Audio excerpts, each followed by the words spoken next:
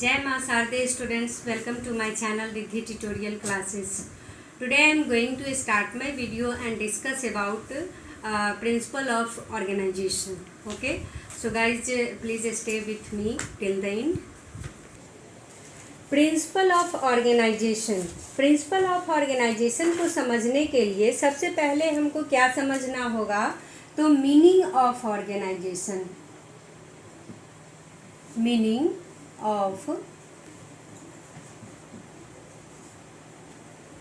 Of organization, संगठन का अर्थ। अब संगठन के अर्थ को समझने के लिए हमको ध्यान देना होगा कि संगठन एक्चुअली होता क्या है। तो संगठन कहता है कि विभिन्न विभागों में प्रभावपूर्ण समन्वय स्थापित करने की कला को ही वाणिज्य की भाषा में संगठन करते हैं। अब ये विभिन्न विभाग में सामंजस्य मतलब क्या होता है, तो जैसा कि हम जानते हैं कि ऑर्गेनाइजिंग जो प्रोसेस है उसमें क्या किया जाता है, जितने भी एक्टिविटी है उन एक्टिविटी को एक जगह ऑर्गेनाइज किया जाता है और उन सारे एक्टिविटी को ऑर्गेनाइज करके एक डिपार्टमेंट, अलग अलग ग्रुप बना के डिपार्टमेंट दिया जाता है। तो कहता है कि उन सारे विभागों में, उन सारे डिपार्टमेंट में एक समन्वय स्थापित करने की कला को ही क्या कहते हैं, संगठन कहते हैं। जब कभी दो या दो से अधिक व्यक्ति किसी उपक्रम में साथ साथ कार्य करते हैं तो इन व्यक्तियों के बीच कार्य को बांटने की आवश्यकता होती है ताकि दोनों समझ जाए कि किसको क्या करना है।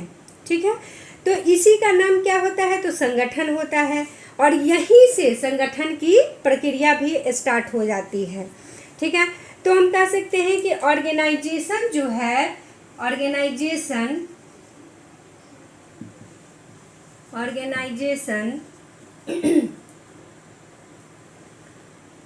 की उत्पत्ति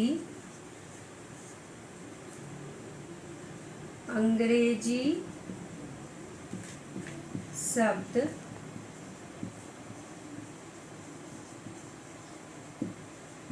ऑर्गेनिज्म से हुई है। ठीक है, ऑर्गेनाइजेशन की उत्पत्ति अंग्रेजी शब्द ऑर्गेनिज्म से हुई है और ऑर्गेनिज्म का मतलब होता है, ऑर्गेनिज्म का मतलब क्या होता है कि पार्ट्स ऑफ बॉडी, मतलब छोटे छोटे शरीर के टुकड़े को क्या कहते हैं, हम ऑर्गेनिज्म कहते हैं। तो हम कह सकते हैं कि एग्जाम्पल के साथ एक समझते हैं कि जब हमारे मस्तिष्क में अगर कोई विचार पैदा होता है तो उस कार्य को संपन्न किया जाता है। तो संपन्न को करने के लिए जब हमारे मस्तिष्क में कोई कार्य आता है तो उसको संपन्न करने के लिए मस्तिष्क अपने पूरे बॉडी को, पार्ट को एक ये देता है कि मतलब ऑर्डर देता है कि आप इस काम को कीजिए। उसी तरह ऑर्गेनाइजेशन का जो अलग अलग पार्ट है वो भी अपने पार्ट को ऑर्डर देता है कि कोई भी उद्देश्य को कैसे पूरा किया जाए। इसलिए हम कह सकते हैं कि organization related to coordination. Coordination का मतलब क्या होता है, तो एक दूसरे से तालमेल रखना। और ऑर्गेनाइजिंग प्रोसेस में तो अलग अलग विभाग को बांट दिया गया, लेकिन अलग अलग विभाग का उद्देश्य क्या होता है, एक ही होता है। हर विभाग का जैसे विभाग अलग अलग है, परचेज डिपार्टमेंट है, ऐसे अलग अलग डिपार्टमेंट है, लेकिन सबका उद्देश्य क्या होता है, गोल क्या होता है, एक ही होता है। तो इसीलिए हम क्या कर सकते हैं कि organization related to coordination in different departments. Next अब हम आगे बढ़ते हैं, जो हमारा मेन टॉपिक है प्रिंसिपल ऑफ ऑर्गेनाइजेशन, उसके तरफ बढ़ते हैं। तो प्रिंसिपल ऑफ ऑर्गेनाइजेशन में दो तरह का सिद्धांत, संगठन के द्वारा दो तरह का सिद्धांत को बांटा गया है, एक है पारंपरिक और एक है आधुनिक। तो सबसे पहले हम पारंपरिक सिद्धांत को देखते हैं। सिद्धांत, ट्रेडिशनल प्रिंसिपल। ठीक है, प्रिंसिपल ऑफ ऑर्गेनाइजेशन संगठन के सिद्धांत को दो भागों में बांटा गया है। जिसमें फर्स्ट हम पढ़ेंगे पहले ट्रेडिशनल प्रिंसिपल के बारे में। तो ट्रेडिशनल प्रिंसिपल में क्या क्या आ जाता है, सबसे पहले तुम समझ लेते हैं कि प्रिंसिपल होता क्या है। मतलब कि ऑर्गेनाइजिंग का जो वर्क होता है वो किसी न किसी रूल पर होगा, तो रूल को ही हम सिद्धांत कहते हैं। तो इसलिए ट्रेडिशनल रूल में फर्स्ट में ऑर्गेनाइजेशन का जो ट्रेडिशनल रूल है उसमें फर्स्ट में क्या आ जाता है, तो प्रिंसिपल ऑफ ऑब्जेक्टिव्स, उद्देश्य का सिद्धांत। मतलब क्या कहता है कि जो ऑर्गेनाइजिंग का प्रोसेस है उसमें जो रूल है उस किस रूल पर चलना चाहिए, तो पहला कहता है कि प्रिंसिपल ऑफ ऑब्जेक्टिव, मतलब उद्देश्य जो है वो एक ही होना चाहिए। अगर सारा ऑर्गेनाइजिंग तो अलग अलग डिपार्टमेंट में हो जाता है, लेकिन हर डिपार्टमेंट का जो उद्देश्य है वो एक ही होना चाहिए।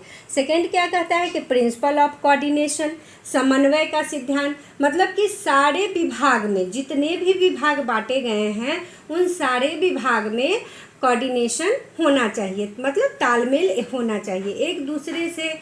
जब तक वो रिलेटेड नहीं रहेंगे तब तक वो अपने उद्देश्य को प्राप्त नहीं कर सकते हैं। इसलिए क्या कहता है कि प्रिंसिपल ऑफ कोऑर्डिनेशन। और थर्ड प्रिंसिपल क्या होता है, तो प्रिंसिपल ऑफ बैलेंस।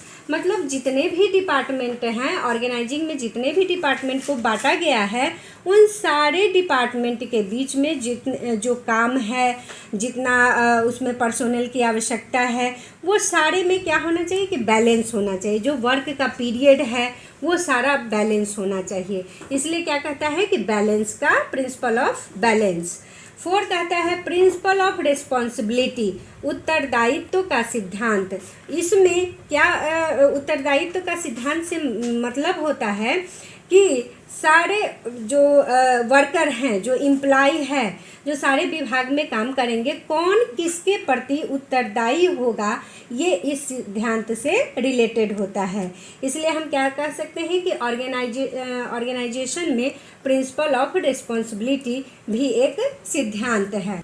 नेक्स्ट सिद्धांत क्या आता है, तो प्रिंसिपल ऑफ कंटिन्यूटी, निरंतरता का सिद्धांत। मतलब एक बार जो प्रिंसिपल बन गया वो ज़रूरी नहीं है कि लगातार चलता ही रहेगा। प्रिंसिपल हमेशा चेंज होते रहता है, क्योंकि खोज नया नया नियम लागू होते रहता है। इसलिए नए नए नियम के आधार पर प्रिंसिपल को बनाया जाता है। तो इसलिए हम कह सकते हैं कि प्रिंसिपल ऑफ कंटिन्यूटी भी ऑर्गेनाइजेशन का सिद्धांत है। फिर नेक्स्ट आता है प्रिंसिपल ऑफ स्पेशलाइजेशन।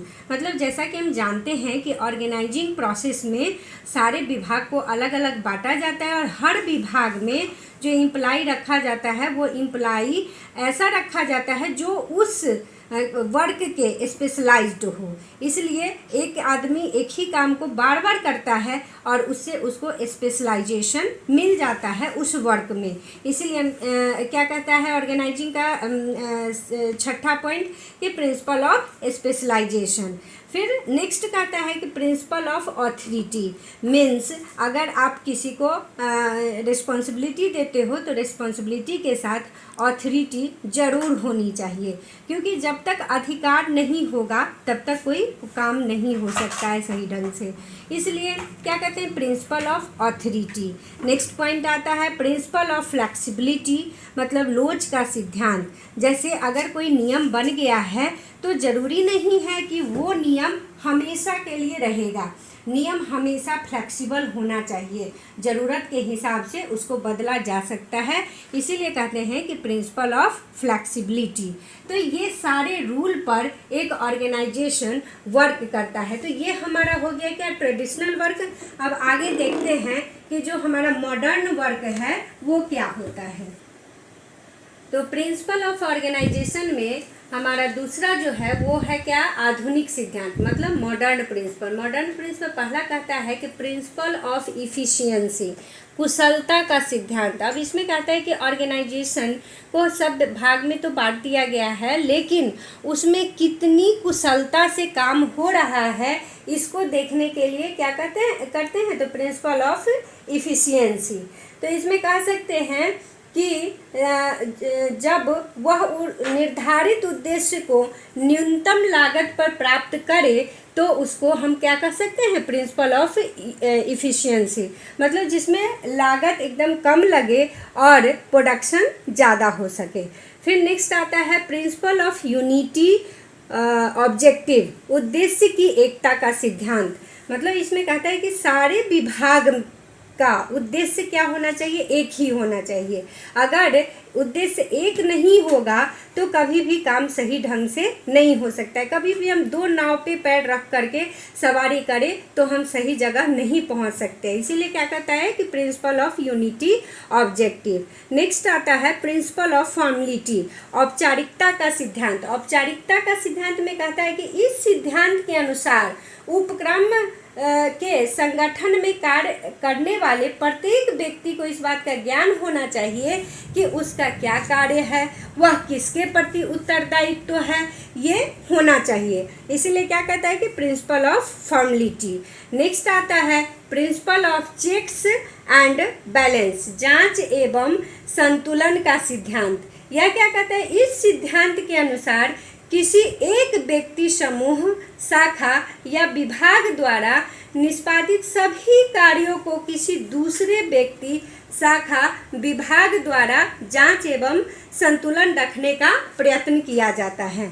मतलब दूसरा विभाग भी जांचता है कि एक्चुअली जो वर्क इसको मिला हुआ है वो वर्क ये कर रहा है या नहीं कर रहा है। तो ये क्या होता है, principle of checks and balance. Next आता है principle of delegation of authority, मतलब सत्ता हस्तांतरण का सिद्धांत। मतलब जो ऊपर से लेकर नीचे तक के एम्प्लॉय हैं तो उनका जो अधिकार है उस अधिकार को वो अपने से नीचे वाले को हस्तांतरित करेंगे।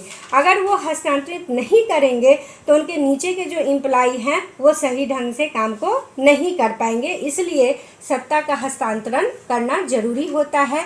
ये भी एक ऑर्गेनाइजिंग का प्रिंसिपल है। नेक्स्ट आता है हमारा next and last is principle of use of man power, मतलब मानव शक्ति के उपयोग का सिद्धांत। तो इस सिद्धांत के अनुसार उपलब्ध मानव शक्ति का उपयोग सर्वोत्तम एवं अधिकतम क्षमता तक करना चाहिए। इसमें यह आवश्यक है कि योग्यता एवं कुशलता के आधार पर कर्मचारियों का चयन किया जाए। कार्य पर नियुक्ति करने से पूर्व उन्हें आवश्यक प्रशिक्षण दिया जाए। मतलब जो जिस काम पे डिप्यूट किया गया है, जिसको जो वर्क मिला है, जिस एम्प्लॉय को, उसमें वो दक्ष होना चाहिए। इसके लिए उसको उस वर्क के अकॉर्डिंग प्रशिक्षण भी दिया जाना चाहिए। तो इस तरह से ऑर्गेनाइजेशन का ये मॉडर्न प्रिंसिपल हैं और इसी प्रिंसिपल के आधार पर ऑर्गेनाइजिंग काम करता है, मतलब ऑर्गेनाइजेशन वर्क करता है। Okay guys, thanks for watching my video. Okay, bye.